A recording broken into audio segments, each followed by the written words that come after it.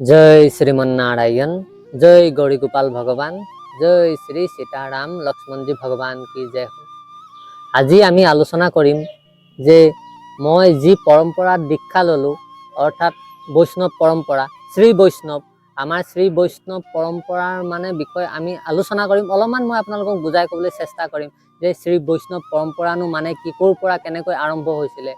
আৰু আপোনালোকেও এইটো কথা জানিব লাগে সকলোৱে, আপোনালোকে মানে যি পৰম্পৰাত দীক্ষা লয়, যি পৰম্পৰাত অৰ্থাৎ শৰণ লয়, সেই পৰম্পৰাৰ বিষয়ে, সেই পৰম্পৰাৰ যিবিলাক নীতি নিয়ম ক'ৰ পৰা কেনেকৈ আৰম্ভ হ'ল, সেই পৰম্পৰাৰ বিষয়ে জানিলে ভাল, সেই পৰম্পৰা মতে আগবাঢ়ি যাবলৈ।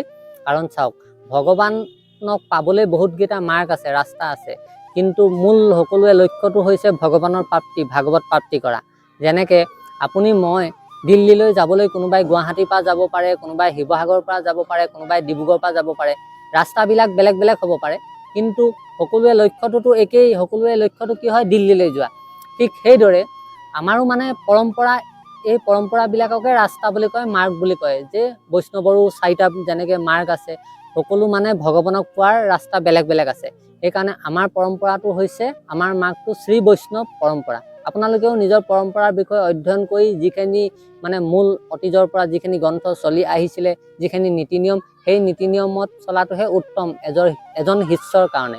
তেওঁ গুৰু পৰম্পৰা। আমাৰ পৰম্পৰাটোৰ নাম হৈছে শ্ৰী বৈষ্ণৱ। বৈষ্ণৱ বুলি কাক কোৱা হয়? যি ভগৱান বিষ্ণুৰ উপাসনা কৰে। ভগৱান বিষ্ণু হওক, ভগৱান শ্ৰীকৃষ্ণ হওক, ভগৱান ৰামজী হওক, নাৰায়ণৰ হওক, তেওঁলোককে বৈষ্ণৱ বুলি কোৱা হয়। আৰু আমাৰ পৰম্পৰাটো মানে বৈষ্ণৱে হয়, কিন্তু আমাৰ শ্ৰী বৈষ্ণৱ, শ্ৰী হৈছে আমাৰ মানে লক্ষ্মী মাৰ পৰা আমাৰ মানে আৰম্ভ হৈছিলে। আমাৰ ভগৱান শ্ৰীমন নাৰায়ণ অৰ্থাৎ নাৰায়ণ ভগৱানে প্ৰথম মন্ত্ৰ কাক দিছিলে? লক্ষ্মী মাক দিছিলে। সেই মন্ত্ৰকে, যিটো অষ্টাক্ষৰ মন্ত্ৰ বুলি কোৱা হয়, মূল মন্ত্ৰটো গুপ্তভাৱে থাকে আমাৰ, আৰু আগত মানে ক'বলগীয়া নহয়। সেই মন্ত্ৰভাগ, সেই মন্ত্ৰভাগ আমাৰ লক্ষ্মী মাৰ পৰা সৃষ্টি হৈছিলে। ভগৱানে প্ৰথম লক্ষ্মী মাক দিছিলে।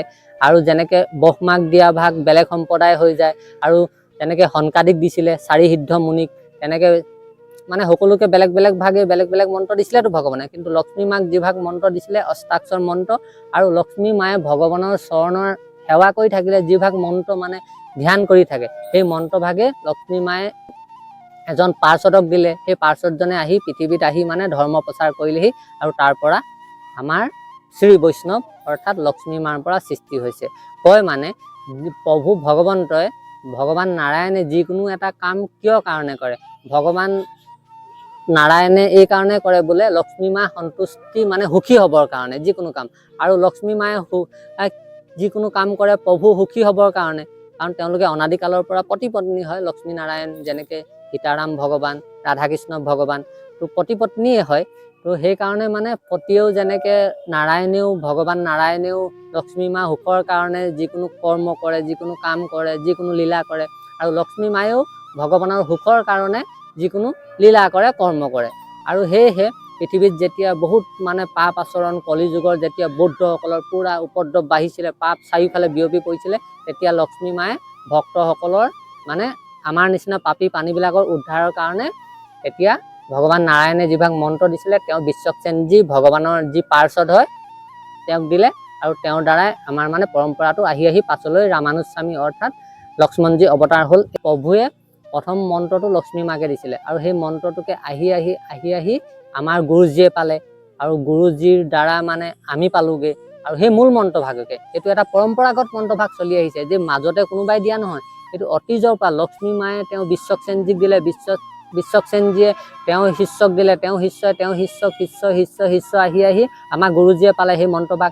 এই মন্ত্ৰভাগ আহি আহি তাৰপিছত আমি পালোঁ, যিভাগ মানে অষ্টাক্ষৰ মন্ত্ৰ। এতিয়া অষ্টাক্ষৰ মন্ত্ৰ যিবিলাক বেদ মন্ত্ৰ থাকে, সেই মন্ত্ৰকে আমাক দিয়ে।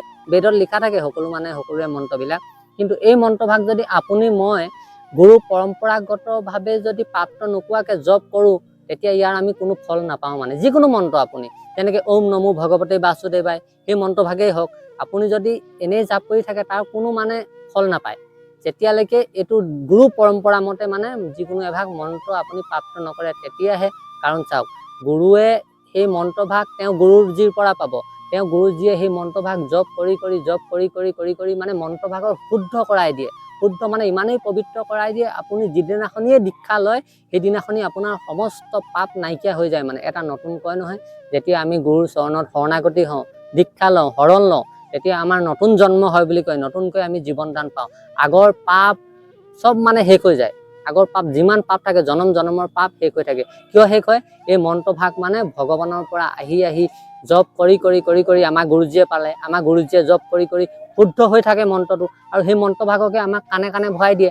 আমি কেতিয়াও শুনি নোপোৱা মন্ত্ৰভাগ কাণে কাণে যেতিয়া আমি মন্ত্ৰ স্মৰণ কৰোঁ মন্ত্ৰভাগ জপ কৰাৰ আগতে, তেতিয়া আমাৰ কি হয়, আমি চকু বন্ধ কৰি ধ্যান কৰি লওঁ যে গুৰুজীয়ে যিদিনাখনি মন্ত্ৰভাগ আমাক দিছিলে সেই সময়টোলৈ আমি স্মৰণ কৰি লওঁ, যি মন্ত্ৰভাগ গুৰুজীয়ে কাণে কাণে কৈ দিছে আমি শুনিছোঁ, মানে গুৰুজী মুখৰ দ্বাৰা শুনিছোঁ, তেওঁ শুদ্ধ মন্ত্ৰভাগ। একেভাগ মন্ত্ৰকে এতিয়া আপুনি মই কৈ থাকিলে সিমান ফল নাপাম, যিসকলে শুদ্ধ হৈ আহে। কাৰোবাৰতো শুদ্ধ এজন পুৰুষৰ দ্বাৰা আপুনি প্ৰাপ্ত কৰিব লাগিব, তেতিয়াহে মন্ত্ৰভাগৰ শুদ্ধি হ'ব। এনেই লিখা মন্ত্ৰভাগ আপুনি মই পঢ়িলে কেনেকৈ হ'ব?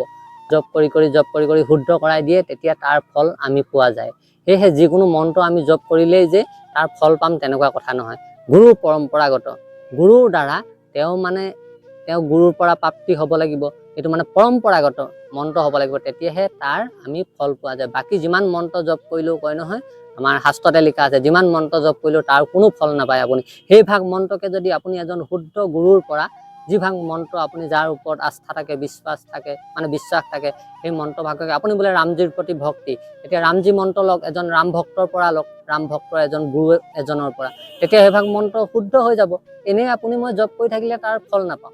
সেয়েহে আমাৰ পৰম্পৰা হৈছে শ্ৰী বৈষ্ণৱ পৰম্পৰা। লক্ষ্মী মাৰ পৰা যিভাগ মন্ত্ৰ তেওঁ মানে পাৰ্শ্বদক দিছিলে, ভগৱান নাৰায়ণে লক্ষ্মী মাক দিলে, লক্ষ্মী মায়ে বিশ্বকসেনজীক দিলে। বিশ্বকসেনজী কোন হয়? ভগৱানৰ যেনেকে পাৰিষদ নাথাকে জানো, ভগৱানৰ পাৰ্শ্বদ হয়, পাৰিষদ দিলে তেওঁৰ পৰা আহি আহি আহি আহি গুৰু পৰম্পৰা মতে আমাৰ গুৰুজীয়ে পালে, আৰু আমাৰ গুৰুজীৰ পৰা আমি পালোঁ। আৰু এই মন্ত্ৰভাগৰ বহুত মহিমা আছে, বেদ মন্ত্ৰ। সেইকাৰণে পৰম্পৰাগতভাৱে যিকোনো আপোনালোকে মন্ত্ৰ ল'ব লাগে। আৰু যি পৰম্পৰাত আমি এতিয়া শ্ৰী বৈষ্ণৱ পৰম্পৰাত কি কি অধ্যয়ন কৰিব লাগে, কি মানে সেৱা পূজা অৰ্চনা বিধি আছে, সেইখিনিহে বেছিকৈ ফ'ল' কৰিব লাগে। সকলোৱে বেলেগ বেলেগ পৰম্পৰা, তো বেলেগে যোৱা ৰাস্তাটোত আমি যদি এই পৰম্পৰা দীক্ষা লৈ বেলেগ এটা পৰম্পৰা যদি গুৰু মানে হেৰিয়া মতে চলিবলৈ হ'লে আমাৰ তেতিয়া মাৰ্গটোত খেলি মেলি লাগি যাব মানে। সেইকাৰণে যি গুৰুৱে আমাক দেখাই থৈ গ'ল সেইটো পৰম্পৰাতে আমি গৈ গৈ ঈশ্বৰৰ প্ৰাপ্তি কৰিব পাৰিম। তো ভিডিঅ'টো ইমানেই, পাছলৈ আকৌ বেলেগ টপিকৰ ওপৰত আলোচনা কৰিম। যিকোনো ভাল ভিডিঅ' এনেকুৱা ভিডিঅ'বিলাক পাবৰ কাৰণে আপোনালোকে চেনেলটো ছাবস্ক্ৰাইব কৰি ল'ব। আজিলৈ জয় শ্ৰীমন নাৰায়ণ, জয় গৌৰী গোপাল ভগৱান, জয় শ্ৰী সীতা মাতা ৰামজী লক্ষ্মণজী ভগৱান কি জয়।